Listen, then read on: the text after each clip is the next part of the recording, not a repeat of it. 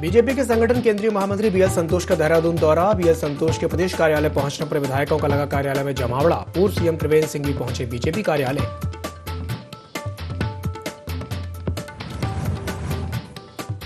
विधानसभा में अवैध नियुक्तियों के मामले में आया नया मोड़। यूकेडी ने खोला स्पीकर के खिलाफ मोर्चा। विधानसभा स्पीकर पर बाहरी व्यक्तियों को विधानसभा में भर्ती करने का लगाया आरोप। बीजेपी मसूरी मंडल के तत्वाधान में निःशुल्क स्वास्थ्य परीक्षण शिविर का आयोजन। कैबिनेट मंत्री गणेश जोशी ने किया शुभारंभ। कहा, पीएम मोदी के जन्मदिवस को सेवा पखवाड़े के रूप में मना रही सरकार।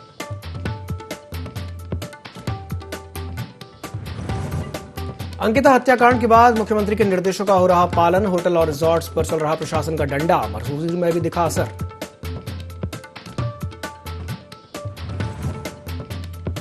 हल्द्वानी के एमबीपीजी कॉलेज में हंगामे के बाद प्रशासन हुआ अलर्ट। बिना आई कार्ड के किसी छात्र की नहीं होगी कॉलेज में एंट्री।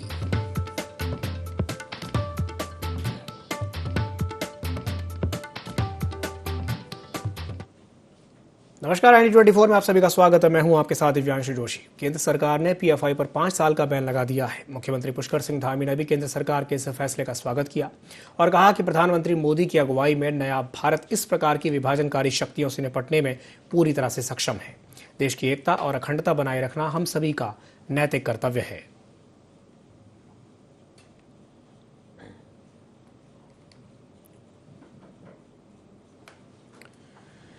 तो केंद्र सरकार ने पीएफआई पर 5 साल का बैन लगा दिया है। मुख्यमंत्री पुष्कर सिंह धामी ने भी केंद्र सरकार के इस फैसले का स्वागत किया है। साथ ही साथ उन्होंने कहा कि पीएम मोदी की अगुवाई में नया भारत इस प्रकार की विभाजनकारी शक्तियों से निपटने में पूरी तरह से सक्षम है।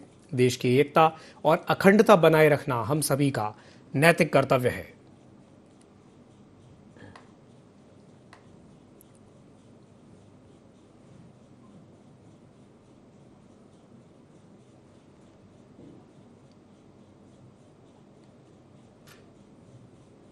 सांख्यिकी मंत्रालय ने अलग अलग क्षेत्रों से जुड़े सर्वे कराए जाने को लेकर के 3 दिवसीय प्रशिक्षण कार्यशाला आयोजित की। सांख्यिकी मंत्रालय की उप निदेशक स्नेह कीर्ति ने बताया कि सर्वे एनएसओ के प्रशिक्षित कर्मचारियों के द्वारा खास तौर से तैयार किया गया है।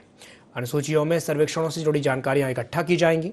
इसका इस्तेमाल केंद्र में राज्य सरकारों के द्वारा विकास और कल्याणकारी योजनाओं को लागू करने में किया जाएगा। कार्यशाला में उप महानिदेशक डॉक्टर प्रवीण शुक्ला, उप निदेशक स्नेह कीर्ति और वरिष्ठ सांख्यिकी अधिकारी संजय रतूड़ी समेत कई कर्मचारी और अधिकारी मौजूद रहे।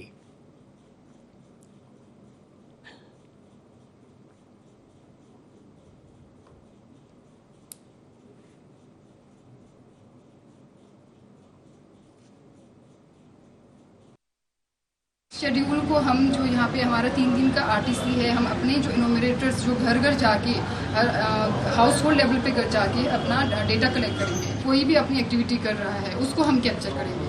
तो वो डेटा अगर हमारे गवर्नमेंट के पास रेगुलरली अगर कलेक्ट होता रहेगा, इंफॉर्मेशन अगर रहेगा, तो कल को जो पॉलिसी मेकिंग हमें जो करनी है उनके डेवलपमेंट के लिए स्पेसिफिकली, तो उसमें ये बहुत ही ज़्यादा योगदान देगा। और इसीलिए मैं ये कह रही कि बहुत ही महत्वपूर्ण सर्वे है।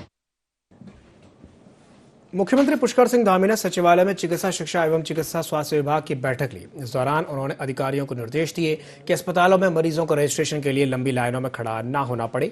इसके लिए ऑनलाइन रजिस्ट्रेशन और टोकन की व्यवस्था के लिए सिस्टम विकसित किया जाए। टेलीमेडिसिन की सुविधा के लिए हेल्पलाइन नंबर 104 को जन जागरूकता के लिए व्यापक स्तर पर प्रचारित किया जाए। साथ ही साथ सीएम ने यह कहा कि राज्य के पर्वतीय क्षेत्रों में स्वास्थ्य सुविधाओं को बेहतर बनाने के लिए अभिनव पहल की जरूरत है। दूरस्थ क्षेत्रों में कार्य करने के लिए डॉक्टरों को प्रेरित किया जाए। इसके साथ ही सीएम धामी ने कई निर्देश दिए।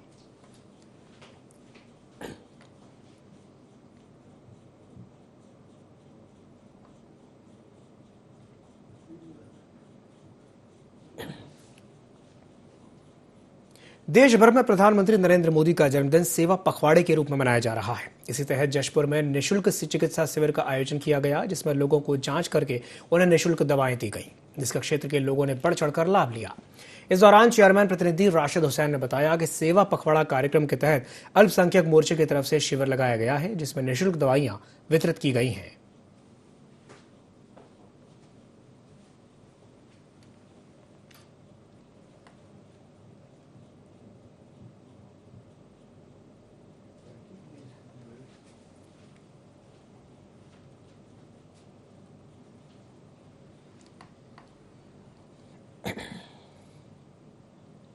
चंपावत के डीएम नरेंद्र सिंह भंडारी ने क्षेत्र पंचायत समिति और अधिकारियों की एक बैठक ली। बैठक ब्लॉक प्रमुख रेखा देवी की अध्यक्षता में हुई, जिसमें विभिन्न क्षेत्रों से आए सदस्यों ने अपने अपने क्षेत्र की समस्याएं रखी। मुख्य रूप से क्षतिग्रस्त हो चुके विद्यालयों की छत की मरम्मत और सुधारीकरण की मांग की गई। इस पर डीएम भंडारी ने मुख्य शिक्षा अधिकारी को स्वयं इन क्षतिग्रस्त विद्यालयों का निरीक्षण करके सूची तैयार करने के आदेश दिए। इसके अलावा बैठक में पेयजल, क्षतिग्रस्त पेयजल लाइन, सड़क में डामरीकरण, क्षतिग्रस्त सड़कों की मरम्मत सहित कई अन्य मांगे उठाई गई, जिस पर डीएम ने संबंधित विभागों के अधिकारियों को इन समस्याओं का निराकरण करने का भी आदेश दिया।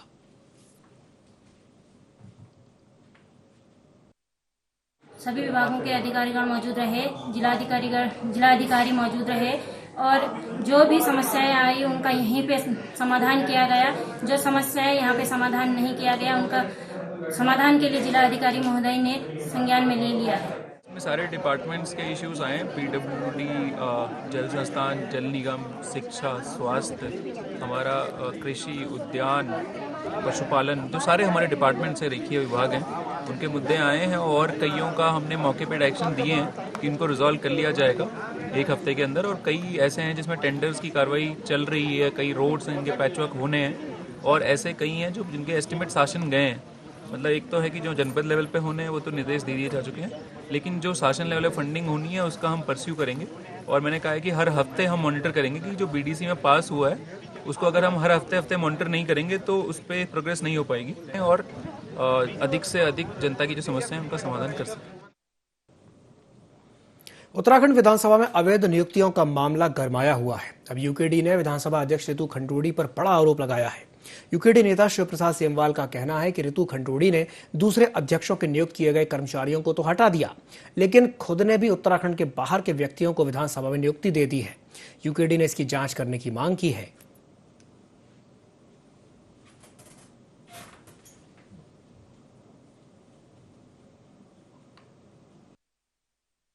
जो मैडम स्पीकर हैं, इन्होंने नियुक्ति प्रक्रिया के नाम पे अपने पिता भुवन चंद्र खंडूरी जी के टाइम के जो तमाम फर्जी भर्तियां हैं इनको छुपाने का काम किया है सिर्फ और सिर्फ। और इनकी जो पूरी नियुक्ति प्रक्रिया है, इन्होंने चैलेंज किया है कि गलत ढंग से जो नियुक्ति हुई है उनको हम लोगों ने निरस्त कर दिया है। लेकिन खुद ऋतु भूषण खंडूरी जी ने अपने इसी कार्यकाल में जो है तमाम लोगों के, जो यूपी के लोग हैं, बिहार के लोग हैं, पटना के लोग हैं, उनको बाकायदा जो है अपने स्टाफ में बिना किसी वैकेंसी के, बिना किसी विज्ञापन के, बिना किसी परीक्षा के नियुक्त किया है। हमारी मांग है कि ऋतु भूषण खंडूरी जी अपने अंडर में जो इन्होंने भर्तियां की हैं, बिना किसी उसके तदर्थ भर्तियां, उनको तत्काल निरस्त करे और दोबारा से आवेदन मांग के परीक्षाएं करवा के भर्ती करे। और दूसरा, ये इनके पिता जो है भुवन चंद्र खंडूरी जी, इन्होंने जो भर्तियों में फर्जीवाड़ा किया है, फर्जी डॉक्यूमेंट बनाए हैं, इनके खिलाफ तत्काल मुकदमा दर्ज हो और इन्होंने जो भर्तियां की हैं वो तत्काल कैंसिल हो। एमबीपीजी कॉलेज में हुए हंगामे के बाद हल्द्वानी का कॉलेज प्रशासन सख्त हो गया है। आपको बता दें कि कॉलेज प्रशासन कॉलेज गेट पर ही आई कार्डों की चेकिंग कर रहा है, तो बिना चेकिंग के कॉलेज के अंदर प्रवेश पूरी तरह से प्रतिबंधित कर दिया गया है। इस दौरान कॉलेज के chief proctor doctor Sanjay Singh ने बताया कि कॉलेज के अंदर बिना आई कार्ड के किसी को भी प्रवेश नहीं दिया जाएगा, तो वहीं कोई भी व्यक्ति बिना आई कार्ड दिखाई देने पर उसके खिलाफ कार्रवाई की जाएगी, जिसके लिए कॉलेज प्रशासन ने सभी छात्र छात्राओं को निर्देशित किया है।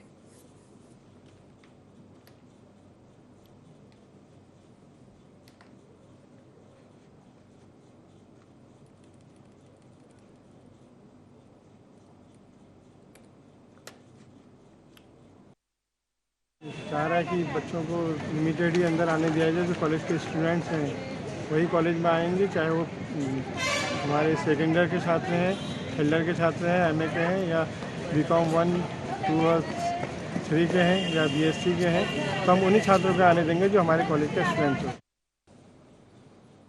ग्लोबल काउंटर टेररिज्म काउंसिल की ओर से रक्षा क्षेत्र में भारत आत्मनिर्भरता की ओर कार्यक्रम आयोजित किया गया, जिसमें राज्यपाल लेफ्टिनेंट जनरल गुरमीत सिंह भी वर्चुअली शामिल हुए।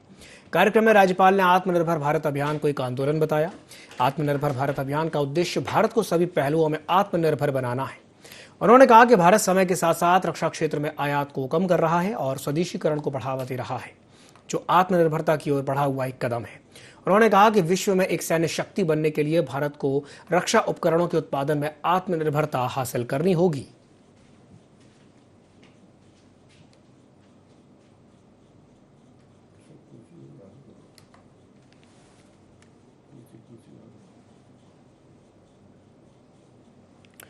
ग्लोबल काउंटर टेररिज्म काउंसिल की ओर से रक्षा क्षेत्र में भारत आत्मनिर्भरता की ओर कार्यक्रम का आयोजन किया गया, जिसमें राज्यपाल लेफ्टिनेंट जनरल गुरमीत सिंह भी वर्चुअली शामिल हुए।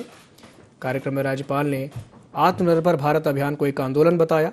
आत्मनिर्भर भारत अभियान का उद्देश्य भारत को सभी पहलुओं में आत्मनिर्भर बनाना है। उन्होंने कहा कि भारत समय के साथ साथ रक्षा के क्षेत्र में आयात को कम कर रहा है और स्वदेशीकरण को बढ़ावा दे रहा है, जो कि आत्मनिर्भरता की ओर बढ़ा हुआ एक कदम है। उन्होंने कहा कि विश्व में एक सैन्य शक्ति बनने के लिए भारत को रक्षा उपकरणों के उत्पादन में आत्मनिर्भरता हासिल करनी होगी। देहरादून में कॉलेज ऑफ इंडिया हैदराबाद के निदेशक ने राज्यपाल गुरमीत सिंह से मुलाकात की। निदेशक विनोद आंचता और साई किरण ने वॉश कार्यक्रम के बारे में राज्यपाल को जानकारी दी।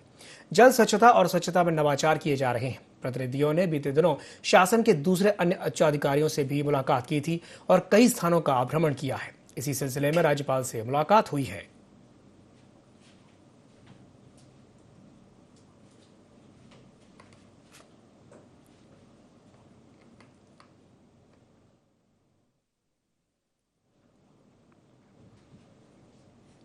महिला सशक्तिकरण और बाल विकास विभाग ने बेटी बचाओ बेटी पढ़ाओ बैठक का आयोजन किया। तो वहीं बैठक की अध्यक्षता जिलाधिकारी सोनिका ने की। जिलाधिकारी ने बालिकाओं को आत्मनिर्भर बनाने के लिए उनकी रुचि के अनुसार प्रशिक्षण और आत्मरक्षा हेतु प्रशिक्षित करने के लिए कई विभागों के अधिकारियों को निर्देश दिए। साथ ही उन्होंने कहा कि स्कॉलरशिप की व्यवस्था के साथ ही विभिन्न संस्थाओं से इस कार्य में सहयोग लिया जाए।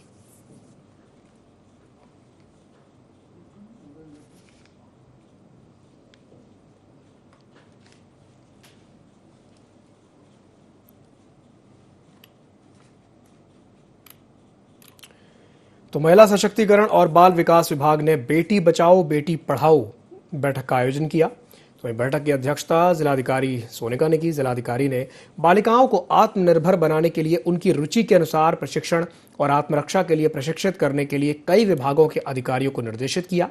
साथ ही साथ उन्होंने ये कहा कि स्कॉलरशिप की व्यवस्था के साथ विभिन्न संस्थाओं से इस कार्य में सहयोग लिया जाए।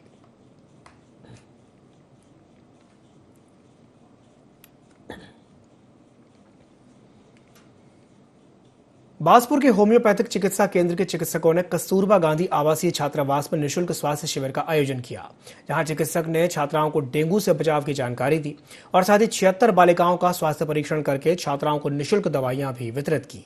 इस दौरान डॉक्टर शिखा संबल ने बताया कि राष्ट्रपिता महात्मा गांधी और पूर्व प्रधानमंत्री स्वर्गीय लाल बहादुर शास्त्री की जयंती को लेकर शिविर लगाए जा रहे हैं, जिसके चलते बाजपुर में भी निःशुल्क स्वास्थ्य शिविर लगाया गया है।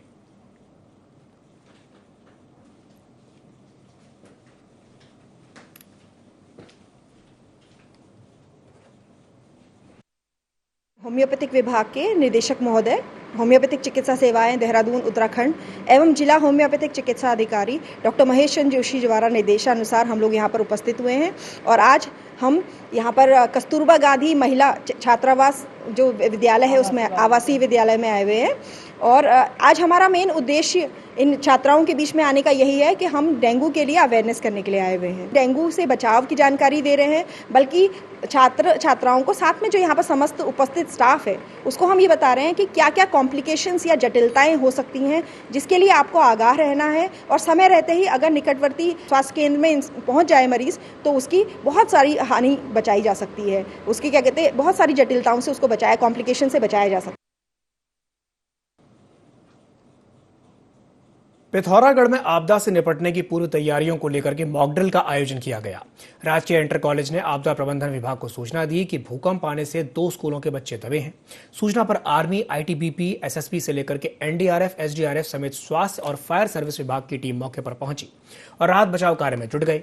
आपदा रेस्क्यू सेंटर पुलिस लाइन में स्थापित किया गया, जहां घायलों का उपचार और उनके खाने पीने की व्यवस्था की गई। इस तरह सफल मॉक ड्रिल संपन्न हुई। फायर इंस्पेक्टर ने बताया कि अब फायर ब्रिगेड की टीम बस फायर ही नहीं, सभी आपातकालीन सेवाओं के लिए पूरी तरह से तैयार है।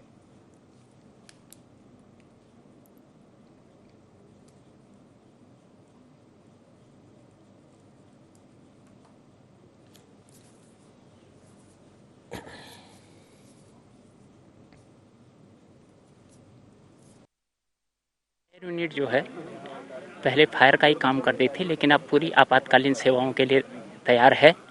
हम सामान्य दिनों में भी ऐसी परिस्थितियों के लिए हमेशा तैयार रहते हैं और किसी भी तरह की आपदा की सूचना पर विदिन 2 मिनट हमारी यूनिट मूव कर जाती है और हमारे पास अत्याधुनिक उपकरण हैं जिनसे हम राहत और बचाव कार्य करते हैं। किसी भी सूचना पर हमारी एक यूनिट जाती है जिसमें 6 लोगों का क्रू होता है, फायर क्रू, और उसके बाद एज पर रिक्वायरमेंट हम भेजते रहते हैं। इस सिस्टम में हमारा जो मॉक ड्रिल है इसमें एनडीआरएफ, आर्मी, आईटीबीपी, एसएसबी, इस तरीके से हम लोगों ने मल्टीपल पैरामिलिट्री फोर्सेस और दूसरी एजेंसीज को भी इसमें इन्वॉल्व किया है। वॉलंटियर्स और बच्चे भी इसमें इन्वॉल्व हैं और इसमें हाइपोथेटिकल तरीके से सिचुएशंस क्रिएट करके हम लोग डिज़ास्टर प्रिपेयर्डनेस देख रहे हैं। डिफरेंट डिपार्टमेंट्स की जो प्रिपरेशंस होनी चाहिए उसको अभी मैंने स्टेजिंग एरिया में इंस्पेक्शन करके मैंने देखा है कि क्या कमियां हैं।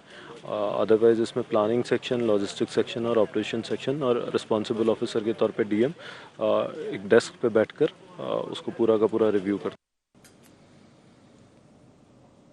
उधम सिंह नगर के खटीमा में भारतीय किसान यूनियन के कार्यकर्ताओं ने किसानों की समस्याओं को लेकर के बैठक का आयोजन किया। बैठक में भारी संख्या में क्षेत्र के किसानों ने शिरकत की।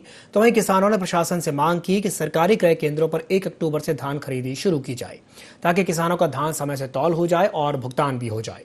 तो वहीं किसानों ने कहा कि कच्चे आड़तियों के द्वारा क्रय केंद्रों पर हर साल शोषण किया जाता है, लेकिन इस साल किसानों के साथ शोषण किसी भी कीमत पर बर्दाश्त नहीं किया जाएगा।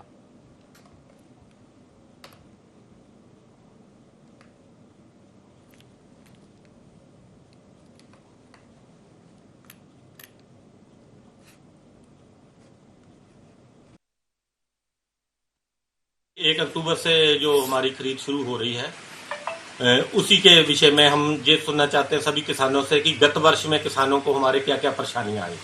देखो, परेशानियां तो यहाँ बहुत हैं, किसान शेयर भी कर रहे हैं, क्योंकि जो कच्ची आड़त है एक मानक बना था कि उसी मानकों के आधार पर ये कच्ची आड़त बनी थी, मगर व्यापारी शुरुआत तो करते हैं मगर एंड में जो बीचों बीच इतनी ज्यादा कटौतियां करते हैं हमारे किसानों का, बहुत बड़ा शोषण करते हैं।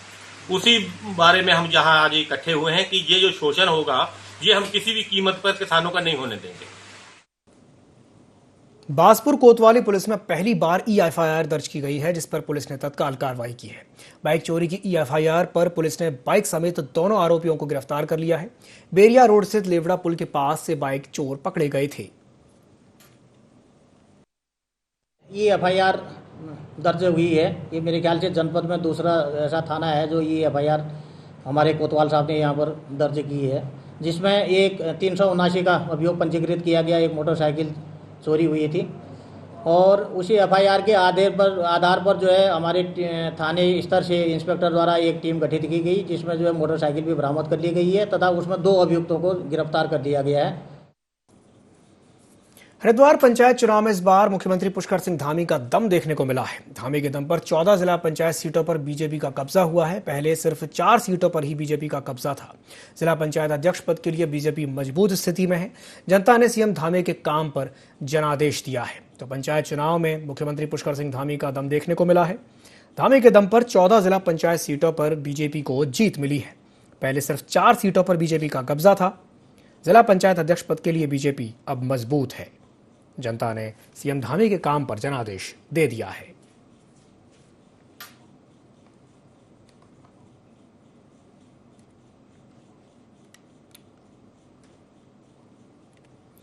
तो हरिद्वार पंचायत चुनाव में एक बार फिर से मुख्यमंत्री पुष्कर सिंह धामी का दमखम देखने को मिला है।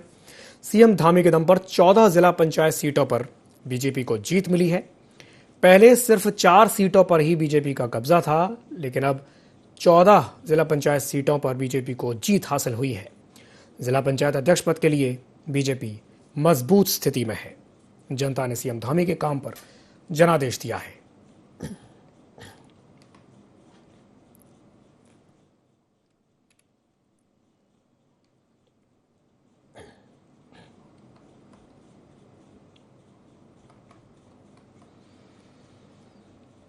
बीजेपी प्रदेश अध्यक्ष महेंद्र भट्ट ने आह्वान किया है। उन्होंने कहा कि आज 252 मंडलों में अंकिता को श्रद्धांजलि दी जाएगी। बीजेपी कार्यकर्ता अंकिता को श्रद्धांजलि देंगे। हरिद्वार में जीते हुए बीजेपी की जो प्रत्याशी हैं वो जीत की खुशी ना मनाएं, ऐसा उन्होंने आह्वान किया है। साथ ही साथ ये कहा है कि अंकिता की मौत से सभी स्तब्ध हैं।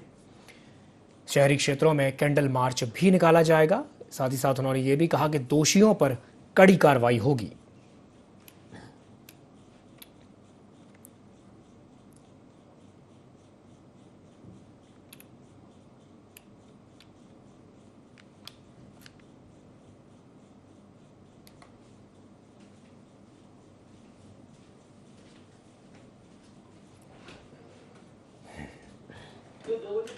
बीजेपी मसूरी मंडल के तत्वाधान में निःशुल्क स्वास्थ्य परीक्षण शिविर का आयोजन किया गया, जहां अस्पताल के विशेषज्ञ चिकित्सकों ने रोगियों का परीक्षण करके निःशुल्क दवा का वितरण किया। मंत्री गणेश जोशी ने शिविर का उद्घाटन करते हुए कहा कि प्रधानमंत्री मोदी के जन्म दिवस को सरकार सेवा पखवाड़े के रूप में मना रही है। उन्होंने कहा कि देश का प्रधानमंत्री जो कभी चाय बेचता था, वो आज विश्व के सबसे शक्तिशाली राष्ट्र के प्रधानमंत्री हैं और विश्व के नेताओं के सर्वे में अमेरिका के राष्ट्रपति को पछाड़कर पहले नंबर पर आए हैं।